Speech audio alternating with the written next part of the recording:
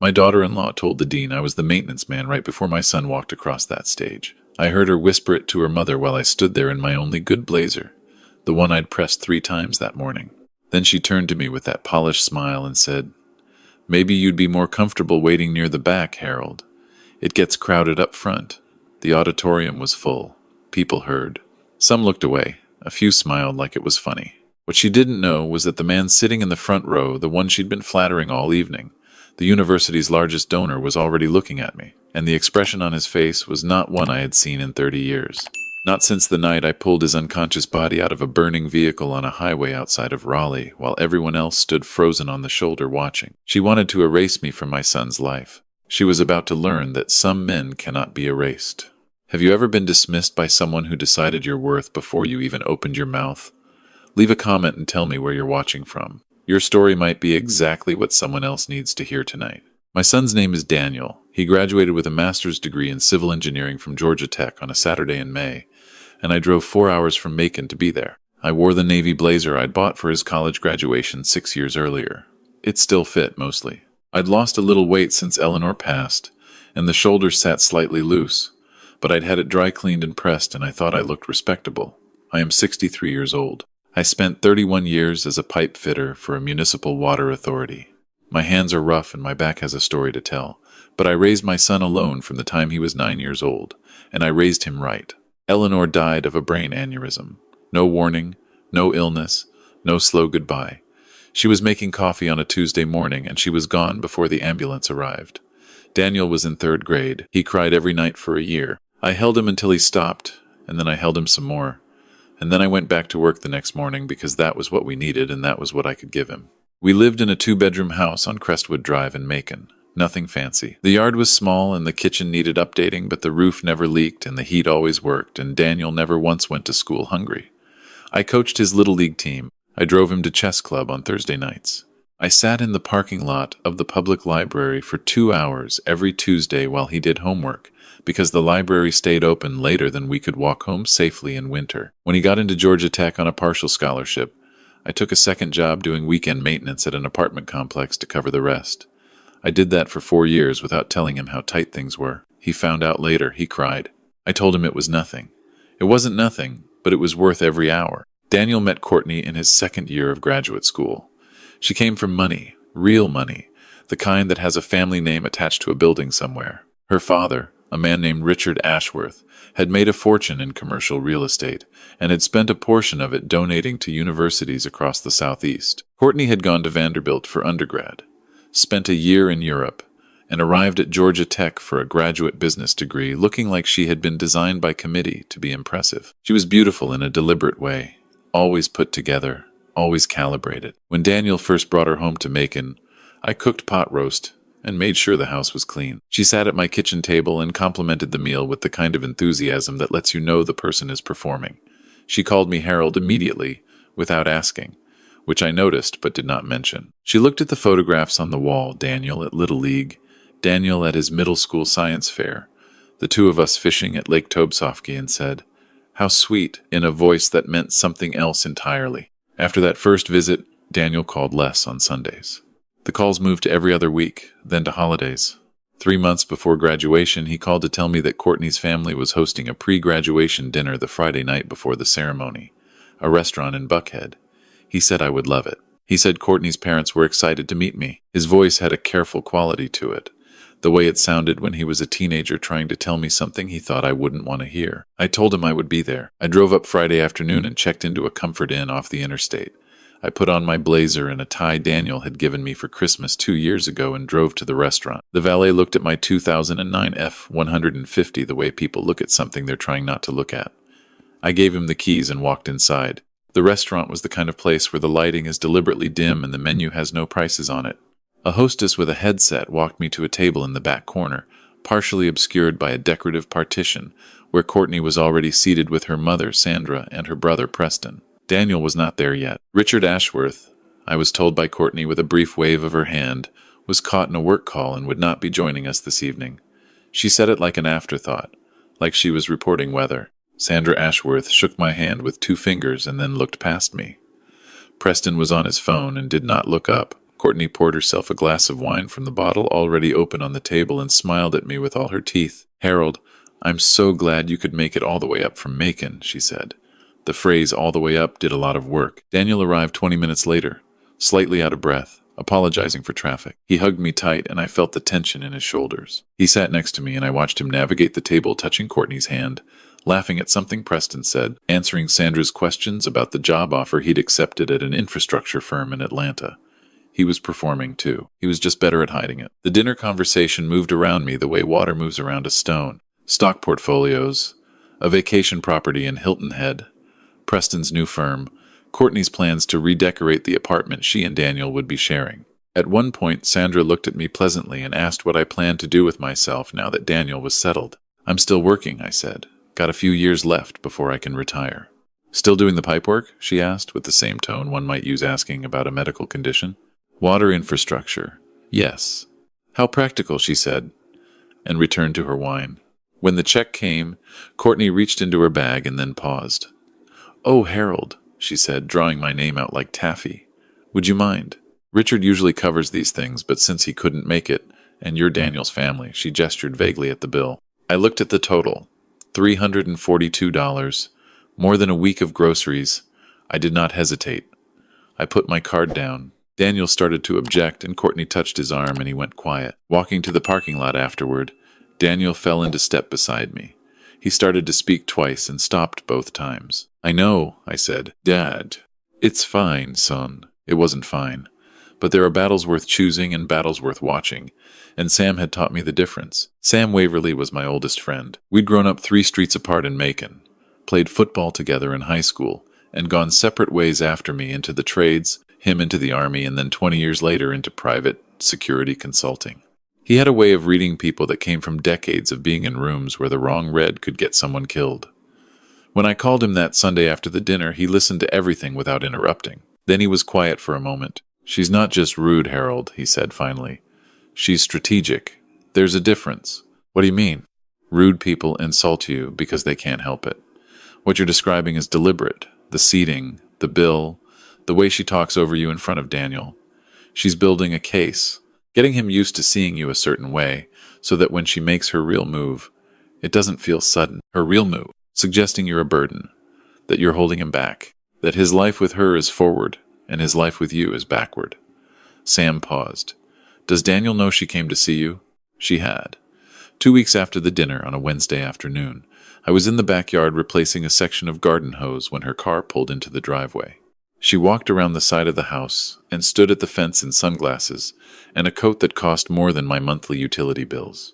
"Harold, I think we should talk about expectations," she said, without preamble. I set down the hose. "Go ahead. Daniel is starting a new chapter. An important one. And I think it would really help him help both of us if we could establish some healthy boundaries around family involvement." "Family involvement," I said. "Sunday calls, last-minute visits, that kind of thing. He's building something real now. A career, a life, a home. And I just think the dynamic between you two can sometimes make it hard for him to fully step into that." I looked at her for a long moment. "You're asking me to step back from my son." "I'm asking you to let him grow," she said, smiling. "You've done your part, Harold. It was admirable. But this is his time now, not yours." She left before I could respond. I stood in the backyard for a long time after, looking at the garden Eleanor had planted the year Daniel was born.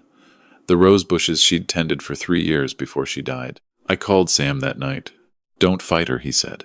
"Don't warn Daniel, either. Not yet. Because right now he won't believe you. He loves her, and he'll hear it as jealousy. So I just let it happen? You let her run." People like that always overreach. They get confident and they stop being careful. Just stay close to Daniel, be present, and when she makes the move that finally shows him who she is, you be standing right there. Graduation morning was clear and warm. The ceremony was held in McCamish Pavilion. I arrived early enough to find a good seat 4th row, center section, close enough to see Daniel's face when he walked across the stage. I sat down and looked at the program and felt the particular fullness in my chest that comes from watching a thing you poured everything into become real. Courtney arrived with her mother 45 minutes before the ceremony. She was dressed beautifully, and she moved through the pavilion like someone who was accustomed to being watched. She found me in the 4th row, and her expression shifted, just briefly, before resettling into pleasantness. Harold, you found a seat. A statement, not a question. I did. We're actually going to be sitting with the Ashworths. She gestured toward the front row, where Sandra was already seated next to an older man in a dark suit. Richard made it after all. We have a block of seats together. She smiled. You'll be okay back here? I'm fine here, I said. Her smile held. She leaned in slightly.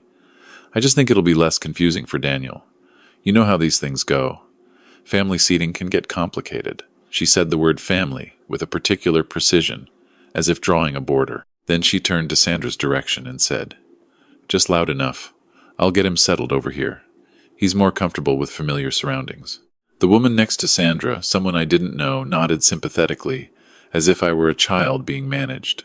I stayed in the fourth row. 40 minutes later, the procession began. I watched my son walk down that aisle, in his green regalia with his name written on a piece of paper that represented 30 years of my life poured into his. And I did not cry, but it was close. They called his name, Daniel Marcus Whitfield. He crossed the stage and shook the dean's hand and looked out into the audience and found me. Fourth row. I raised my hand. He grinned, not the performed grin he wore around Courtney's family, but the real one, the one I knew from Little League and science fairs and Tuesday nights in the library parking lot. After the ceremony, the graduates poured into the pavilion lobby for photographs. I found Daniel near the center of the room, and we embraced, and he held on a beat longer than usual. You good? I asked him quietly. Yeah, he said. But he said it the careful way. Courtney appeared at his elbow. Then Richard Ashworth materialized from the crowd, tall, silver-haired, moving with the easy confidence of a man who had never wondered whether he belonged in a room. He clapped Daniel on the shoulder and said something about the firm, something about being proud. And then he turned. His eyes found my face, and something happened in them. A stillness, a recalibration. His mouth opened slightly, and then he said, in a voice that carried, Harold Whitfield. The lobby noise seemed to drop a register. Courtney turned. Sir, I extended my hand and he took it with both of his. I have thought about you for 30 years, Richard Ashworth said. His voice was not entirely steady. I have told this story to my daughter. I have told it to my wife. I told it to this young man right here. He looked at Daniel, who was watching with visible confusion. I have never been able to say it to your face. Courtney's expression had gone still. Dad, Daniel said. You know Mr. Ashworth? Richard held up a hand. Let me tell it. He looked around the lobby at the gathering faces, parents and graduates and faculty who had paused to listen. He did not lower his voice. 30 years ago, I was 24 years old, driving home to Charlotte from a job interview in Atlanta. Lost a tire on I-85 outside Gastonia. Lost control. My car went off the road and rolled, and by the time it stopped, the engine was on fire and I could not get my seatbelt to release. He stopped. I was conscious. I could see the flames. I could not move. Daniel's face had gone pale. A man in a work truck pulled over. He didn't call 911 and wait. He didn't stand on the shoulder. He came down that embankment in the dark, and he broke my window with a tire iron, and he cut my seatbelt with a knife he had on his belt, and he dragged me 50 yards up that hill before the gas tank went. Richard looked at me. I never got his name. The paramedics came, and it was chaos, and he was just gone. But I remembered his face. I remembered the logo on his work shirt. Municipal Water Authority, Macon, Georgia. He paused. I hired a private investigator in 2009 to try to find him. By then, the authority had restructured and records were incomplete. I never found him.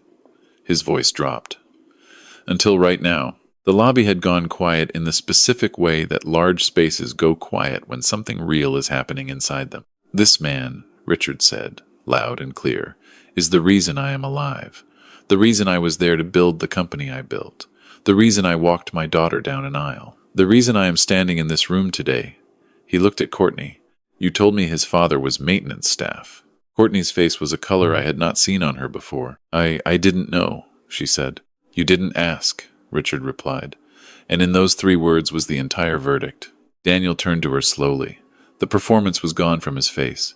There was just clarity, the cold, quiet kind. You seated him in the back, he said. You told that woman he needed familiar surroundings. You said at dinner you made him pay for the whole table. His voice was level and precise, an engineer's voice, laying out the data. You told me he was having trouble letting go. That was your exact phrase. Daniel, you had a whole plan, he said, didn't you? It was not a question. I put my hand on my son's arm, not to stop him, just to be there. That was all I had ever needed to be. "Dad," Daniel said, and his voice cracked on the word in the same way it had when he was 9 years old, standing in the kitchen on a Tuesday morning. "I'm sorry. I'm so sorry I let it get this far. You don't owe me an apology, son. You owe yourself honesty. That's all." Richard Ashworth shook my hand again before we parted. He said he wanted to have dinner, a real one this time, no performance required. I told him I'd like that. Daniel stood beside me and watched his future father-in-law walk away with his wife, leaving Courtney alone in the center of the lobby in her beautiful dress with her careful smile finally, completely, gone. We walked out into the May afternoon together, Daniel and I, his green regalia over his arm and his diploma in his hand. The Atlanta skyline sat clean against the sky. "Can we drive back through Macon?" he asked. "What for?" "I want to see the house. I want to sit at the kitchen table." He paused. "I want to remember what everything actually looks like." We drove the 4 hours south with the windows down and the radio on a station we both liked. We talked about things that had nothing to do with any of it. A baseball game, a movie he'd seen, a problem at work he'd been trying to solve. The comfortable talk of two people who know each other all the way down. When we pulled into Crestwood Drive, the rose bushes in the front yard were in full bloom. Eleanor's roses, the ones she'd planted the year Daniel was born. The ones I'd tended every spring for 23 years because it felt like the least I could do. Daniel stood at the front door looking at them for a long moment. "Did you always take care of those?" "Every year." He didn't say anything. He just nodded, and I watched him understand something that he had always known but had briefly been taught to forget. Inside, I put the coffee on, and Daniel sat in the same chair he'd sat in as a child, at the same table where we'd done homework and eaten dinner, and had every hard conversation I could remember. The kitchen was small, and the cabinets were the originals from 1987, and none of it matched anything in the apartment he shared with Courtney in Midtown Atlanta. It was ours. That was enough. There are people in this world who look at a man like me and see a ceiling, a limit, a source of embarrassment, evidence of a life that didn't go far enough. I have met them. I have sat at their tables and paid their bills and smiled at their condescension because I understood that fighting them directly was not the point. The point was always Daniel. The point was making sure that when the mask finally slipped, he was close enough to see it clearly. God has a way of doing that, of arranging the room so that the truth can't hide forever. Richard Ashworth walked into that pavilion lobby because 30 years ago I stopped on the side of a highway and did what needed doing. I didn't do it to be remembered. I did it because a person was in trouble and I was there and I had a tire iron. That is what men like me do. We show up. We use what we have. We don't wait for someone to tell us our effort counts. What Courtney never understood was that the things she was trying to erase, the small house, the calloused hands, the work shirts, the pot roast on a Saturday night, were not the limitations of my son's story. They were its foundation. You cannot subtract the root and keep the tree. Daniel called me the following Sunday, on time. He called the Sunday after that, and the Sunday after that. We are still working out what the next chapter looks like, the two of us, with the distance between us that her presence had quietly stretched into something wider than it should have been. That takes time, but we have time, and we have the kitchen table, and the rose bushes that bloom every May like they have for 23 years, keeping a promise to a woman who knew, somehow, that the things we tend with our hands are the things that last. If this story meant something to you, leave a comment and tell me what it brought up. Tell me where you're watching from. Someone else out there is sitting with a story just like this one, and your words might be exactly what they need tonight. Subscribe and stay with us, because the stories worth telling are never the ones about money or status. They are always, always about who shows up.